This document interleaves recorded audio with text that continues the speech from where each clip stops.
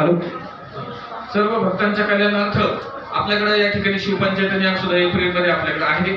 तर त्यामध्ये ज्या भाविक भक्त म्हणजे संकल्पना कशाची मूर्ती बाबांचा वाढदिवस आहे, परंतु बघा संत जगी क्रिया करून द्यावी त्यांनी आपल्याला आहुती कशा टाकाव्या, आपण नामस्मरण कसं करावं, आपण भजन कसं करावं, चिंतन कसं करावं, ध्यान कसं करावं, याचं मौलिक मार्गदर्शन बाबा क्षणाक्षणाला प्रत्येक भक्ताला घेत असतात. याची अनुभूती आपल्या सगळ्यांना आहे.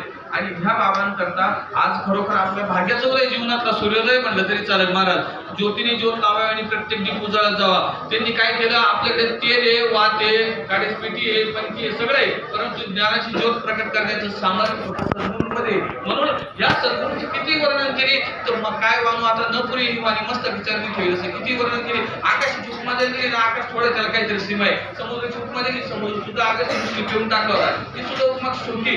म्हणून आता म्हणजे किती महिमावरून मी काय असं म्हटलं जातं, अशा सद्गुरूंचं महिमा वर्णन करणं शक्य नाही. म्हणून महाराजांनी काय केलं का, भक्त कल्याणार्थ हा तुमचा आमचा अज्ञानी मूळमती समाज आहे. याच्या कुठेतरी अडचणी फसलेला असतो, दुःखात गडबडलेला असतो, फार अडचणीमध्ये सामोरेला, कोणाचे लग्न होती, कोणाची पोरं सांभाळतील, कोणाचे